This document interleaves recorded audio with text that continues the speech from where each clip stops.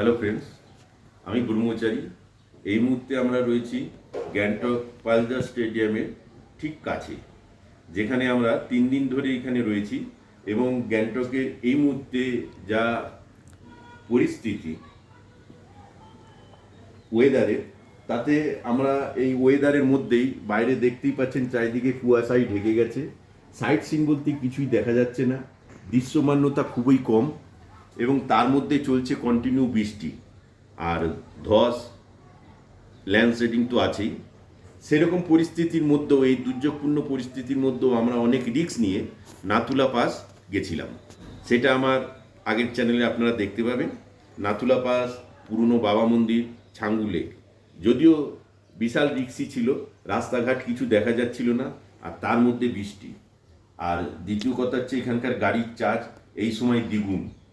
যেখানে 5,000 টাকা গাড়ি বুকিং হওয়ার কথা, সেখানে গাড়ি বুকিং হয়ে যাচ্ছে 8,000, 9,000, 10,000। যে যেমন পাচ্ছে এই সময় টাকা আপনার থেকে বা সবার থেকে নিচ্ছে। অনেক কাস্টমারের কাছে শুনেছি যে তারা গাড়ি নিয়ে গেছে, নিয়ে যে মাঝ রাস্তায় নাকি 1,000-2,000 টাকা চার্জও করে নিচ্ছে। তা যাই হোক, এই যে গ্যাংটকে আমরা এই মুহূর্তে রয়েছি, এখানকার এই মুহূর্তে ওয়েদার খুবই খারাপ।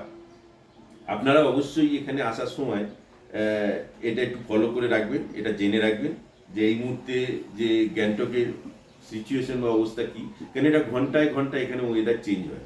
তাই আপনি যদি কোনো কিছু খোঁজ খবর না নিয়ে আসেন, তাহলে খুবই অসুবিধায় পড়বেন।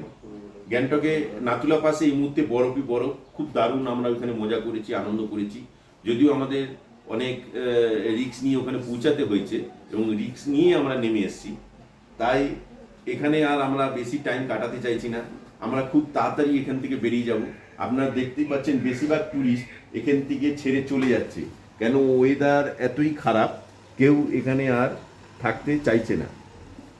এই জন্যে আমরা আজকে বেরিয়ে যাব, এবং আমরা দার্জিলিংয়ের উদ্দেশ্যে রওনা দেব। এর পরের ইয়েতে দার্জিলিংয়ে গেলে কি হবে না হবে, কিভাবে আপনারা যাবেন, কোথায় থাকবেন, দার্জিলিংয়ে কী সুবিধা অসুবিধা আছে, সেগুলো সম্বন্ধে আমার পরের চ্যানেলে আপনারা জানতে পারবেন। তো আমার সঙ্গে থাকুন। আর যারা মনে করছেন গ্যাংটকে আসবেন, অবশ্যই আসুন, কিন্তু খোঁজখবর নিয়ে আসবেন। চেষ্টা করবেন এখানকার লোকাল গাইড বা লোকাল ড্রাইভার বা লোকাল কোনো কিছু ব্যবহার না করে, যেখান থেকে আসছেন ওখান থেকে গাইড বা লোকাল অপারেটরের সঙ্গে কন্ট্যাক্ট করে আসার। তাহলে আপনাদের আমার মনে হয় বেস্ট হবে। আর এই মুহূর্তে যদি আপনি গ্যাংটক অ্যাভয়েড করেন, তাহলে তো খুবই বেস্ট। তার কারণ আপনারা এই মুহূর্তে কিছু দেখতে পারবেন না, কন্টিনিউ বৃষ্টি চলছে। বাইরের দিকে বুঝতেই পারছেন, লোক নেই, জন নেই, টুরিস্ট নেই, পুরোই গ্যাংটক খালি। আর তার মধ্যে গ্যাংটকে অ্যাট প্রেজেন্ট এত বাড়ি ঘর, 4 তলা, 5 তলা, 10 তলা, যেগুলো আগে ছিল না, পুরো গ্যাংটক গেঞ্জি হয়ে গেছে। আপনারা একবার দেখানোতে বলবো, উপর দিকে একবার তাকিয়ে দেখুন, একটুখানি জায়গাও কোথাও নেই আকাশ দেখার মতো। পুরো বাড়ি ঘর, ফ্ল্যাট ইয়েতে ভরে গেছে। তাই গ্যাংটক খুব একটা আমার ভালো লাগলো না। যদিও নাথুলাতে আমি খুব সুন্দর একটা টাইম করেছি, যেখানে বরফ সব কিছুই পেয়েছি, কিন্তু ওয়েদার খারাপের জন্য একটু রিস্ক হয়ে গেছিলো অবশ্য। কিন্তু আপনারা চেষ্টা করুন, যখন আসবেন খোঁজ খবর নিয়ে অবশ্যই আসবেন, এবং চেষ্টা করবেন যে আপনি যেখান থেকে আসছেন সেখানকার অপারেটরের সঙ্গে কন্ট্যাক্ট করে আসার, এবং আসার আগে অবশ্যই গ্যাংটক সম্বন্ধে জেনে আসবেন, তাহলে আপনার পক্ষে সুবিধা হবে। তো গাইজ, তো আমি এইটুখানি বলবো, আমার চ্যানেলে আমার সঙ্গে থাকুন, আমার চ্যানেলটাকে সাবস্ক্রাইব করুন, এবং কমেন্টে আমাকে জানান আপনাদের কী অসুবিধা। এর আগেও আপনারা কমেন্টে আমার কাছে অনেক কিছু জানতে চেয়েছিলেন, যার উত্তর আমি দিয়েছিলাম।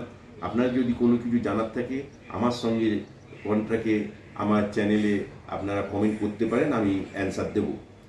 আমাকে চ্যানেলটাকে সাবস্ক্রাইব করুন, যাতে আমি আরও ডিটেলস খবর, যেটা সত্য, সেটা আপনাদের কাছে তুলে ধরতে পারি, যাতে আপনারা খুবই সুন্দরভাবে এসে ঘুরে খুব কোনো অসুবিধায় না পড়ে আপনারা যেতে পারেন। আপনারা যাতে সব রকম কোনো প্রবলেমে না পড়েন, সেটা আমার জানানো কর্তব্য, তাই আপনাদের জানাচ্ছি। আমার চ্যানেলে আমার সঙ্গে থাকুন, আমার চ্যানেলের বেল আইকন টিপে আমাকে সমর্থন জানান, যাতে আমি এখানকার সত্যি অরিজিনালটা কি আছে সেটা আপনাদের উপলব্ধি করাতে পারি, যাতে আপনাদের অসুবিধা না হয়।